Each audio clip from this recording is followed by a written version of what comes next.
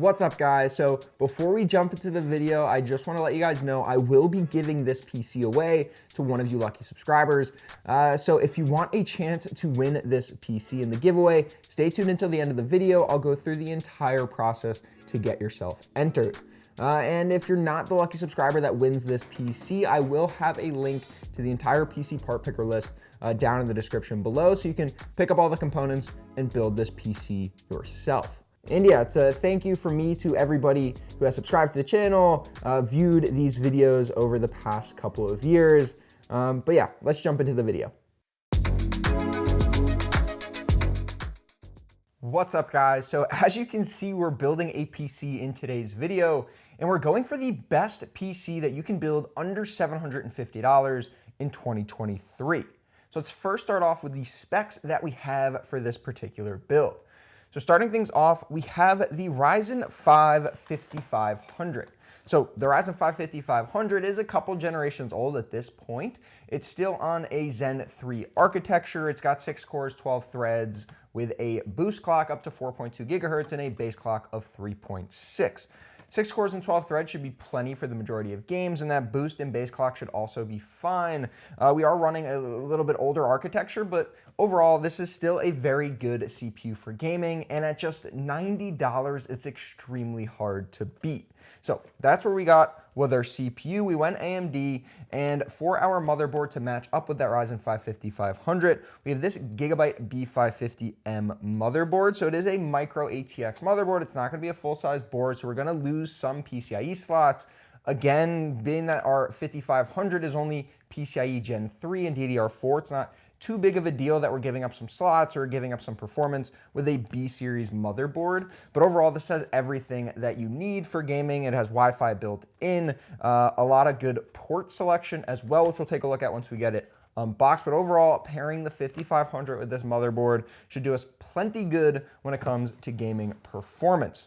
And then the last kind of big picture piece to this build is our graphics card. So we went with the XFX Radeon RX 6650 XT. So again, a last generation GPU as well, but the 6650 XT is an extremely competitive GPU, especially compared with the likes of the RTX 3060. The 6700 XT is probably more comparable to like a 3060 Ti, but the 6650 XT beats in the majority of games the RTX 3060, and it is a cheaper GPU for the price. Now, the 3060 may have some better ray tracing performance. It has DLSS capabilities, but overall, for the majority of titles, this GPU will do us just fine, and at $290, it was extremely difficult to beat for the price. So we get 8 gigs of VRAM with this card. It is PCIe Gen 4, which we're not going to be able to take advantage of with our CPU.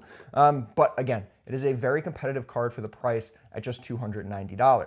Then for some of our lighter, still needed components for this build, but maybe not as big deal, we have a 1 terabyte Crucial P3 SSD. It is PCIe Gen 3, so of course that works perfectly with our board and our CPU selection. We don't need the Gen 4 speeds with this particular build.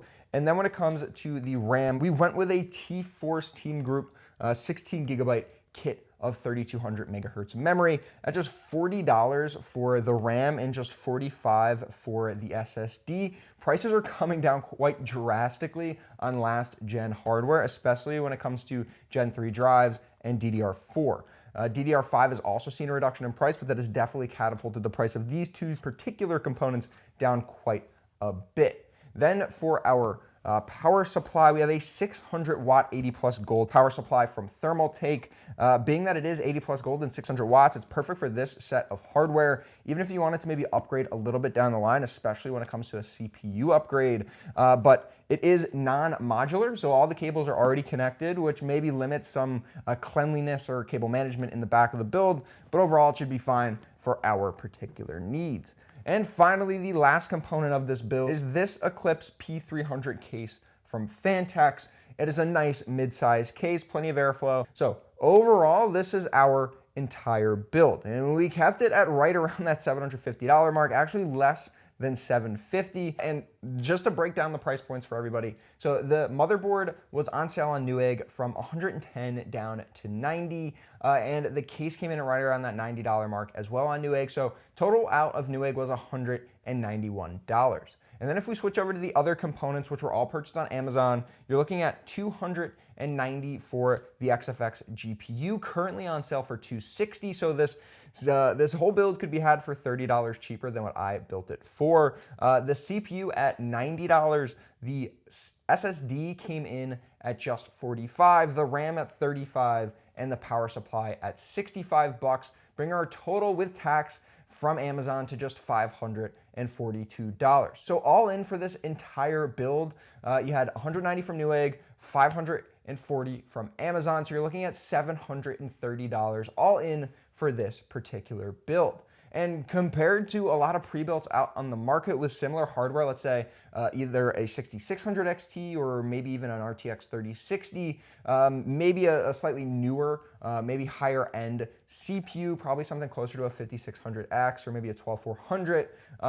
Still 6 cores and 12 threads, so a very competitive CPU within our build. You're looking at closer to like $1,000 with a pre-built, whereas we're coming in at just $730. So it shows you what picking your own components allows you to do and allows you to save a lot of money while still getting pretty competitive gaming performance out of your own build. So let's just jump into the actual building process, show you guys how simple it is to build an entry-level budget-focused gaming PC. And then of course, we'll get this thing turned on, Windows installed, we'll get this thing tested in games, as well as some synthetic workloads, just to make sure that our CPU and GPU are staying cool inside of our Fantex case. So let's just jump into the build. So first things first, let's get the motherboard out of the box. So this B550 motherboard from Gigabyte has a couple accessories included. You get a couple SATA cables for any SSDs or HDDs that you're installing, and then our Wi-Fi antenna is a small manual with a QR code to the full-size manual, and then our motherboard backplate that will get installed into the case before we get our motherboard in there. So here's the board. You get a couple PCIe full-size slots, a 1X slot, some USB 3.2 headers, some USB 2 headers, and then we get a bunch of USB on the back, gigabit Ethernet, HDMI, VGA, and our Wi-Fi. So here is our Ryzen 5 5500. Like I mentioned before, 6 cores, 12 threads with a 3.6 gigahertz base and a 4.2 gigahertz boost. Should be perfect for any games. You got the pins on the CPU still with this older generation CPU, so just be careful when you're installing it. And we're gonna remove the standard mounting brackets from the board so we can install our Wraith cooler. We have the thermal paste pre-applied, so no need to install thermal paste onto the CPU. And we're just gonna install the cooler, tightening down the screws in an X pattern, just so we keep even pressure when mounting the CPU cooler to the CPU. And then we'll get the fan installed, and that's pretty much it. And when it comes to the RAM, since we're only going with 2 sticks, we're gonna be using the 2 gray slots on the motherboard. That's the preferred method for this board when installing only dual sticks versus all 4. Next up is our SSD. We'll remove the screw. We'll get the SSD installed into the top PCIe NVMe slot on the motherboard. And that's pretty much it for the motherboard install. CPU in there, CPU cooler, RAM, and SSD. Very, very simple process to get this board set up. Next thing is getting it installed into our Fantex case. So this case only comes with a single fan in the rear of the case. So we are going to install a few extra fans towards the end of this build, just so we can maximize the airflow through this case. But overall, as you can see, it looks very, very clean and simple on the inside. Blacked out, and it's a nice look when you're going for a more budget-friendly build.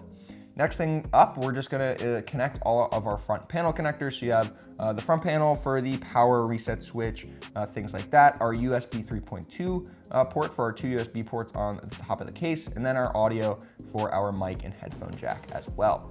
So here is our power supply. It's our Tough Power 600 watt gold power supply. It does have these ketchup and mustard cables, not the best look. It only also comes with 1 motherboard 24 pin, like typical, but only 1 PCIe daisy chain connector and 1 CPU power connector. So if you need any more power than that, you're gonna have to get a different power supply. We're gonna tuck all away these SATA and Molex connectors because we don't need any of those. And we're just gonna route our CPU connector up to the top right of the case. We'll put our 24 pin over to the side so we can get it installed onto our motherboard, and then we'll just route the PCIe power connector through the bottom of the case so that we can have power for our GPU. So that's the power supply install. Very, very simple process with this build. Only 3 power cables that we need from our power supply.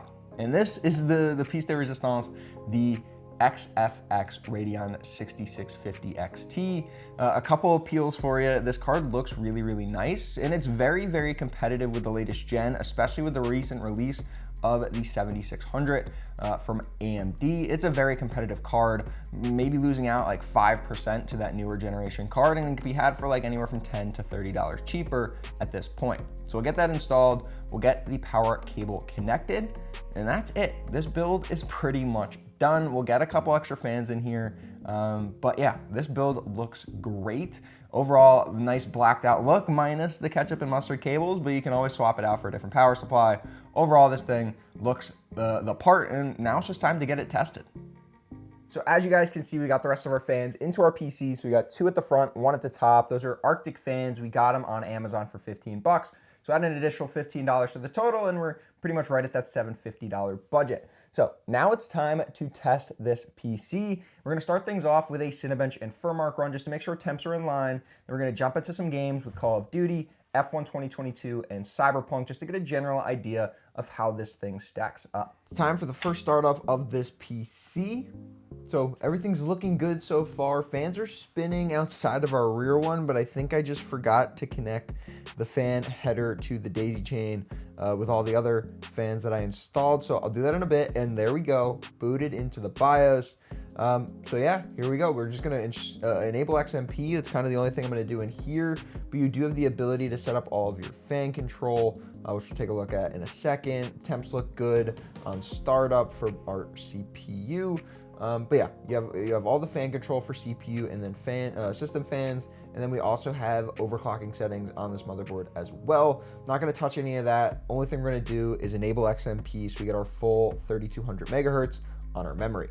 But now it's time to jump into those benchmarks. So first one is Cinebench and Furmark, just to take a look at temps, and this is really where we peaked. So 43 degrees Celsius on the GPU, very good when it comes to the GPU temps, and CPU got up to 83, a little warm, but not too crazy.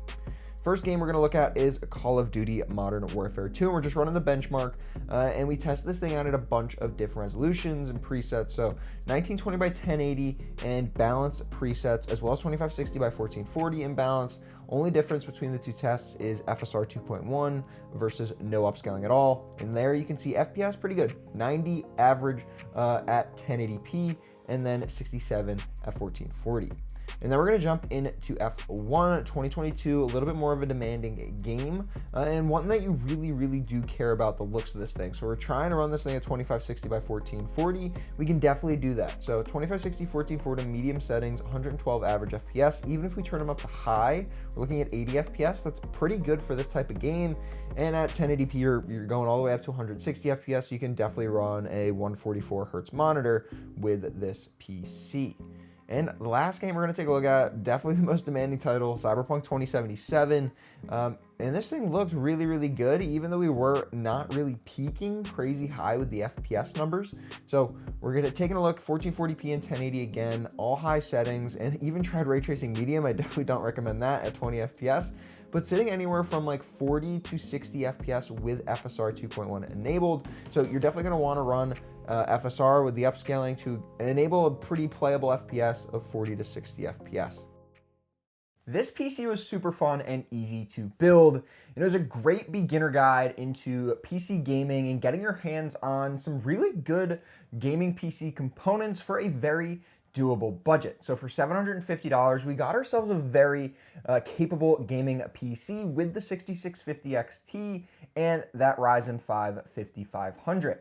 And with the latest release of the Ryzen or Radeon 7600, you may be able to get your hands on one of those cards for maybe $10 more than the 6650 XT, or maybe get your hands on a 6700 XT for a little bit more money. Now that prices have started to come down with the latest release of those Radeon GPUs, and probably build a $750 graphics card with the remaining components and just getting maybe a slightly upgraded GPU as well. So yeah, for $750, you can definitely get yourself a capable gaming PC, as you saw with all of those benchmarks. So Cyberpunk, F1, and Call of Duty all really showed how well this PC can keep up at 1080p and even make a case for 1440p in a couple of those titles. So for the majority of games similar to a Call of Duty, like Valorant, Fortnite, maybe Minecraft, things like that, this PC will do you just fine at 1080p, and if you did want to push it to 1440, you could do that as well. And this PC can be yours if you wanted to enter our giveaway. So I'll be giving this PC away. There will be a Gleam link down in the description below. The entire details on how to win this PC, all the ways to enter, will be in that link. So if you're interested in winning this awesome $750 budget PC, definitely click on the link in the description below and get yourself signed up for the giveaway. If you guys enjoyed the video, give it a thumbs up. If you haven't already, get subscribed to the channel. If there's any question or comments, leave those down below. See you in the next one.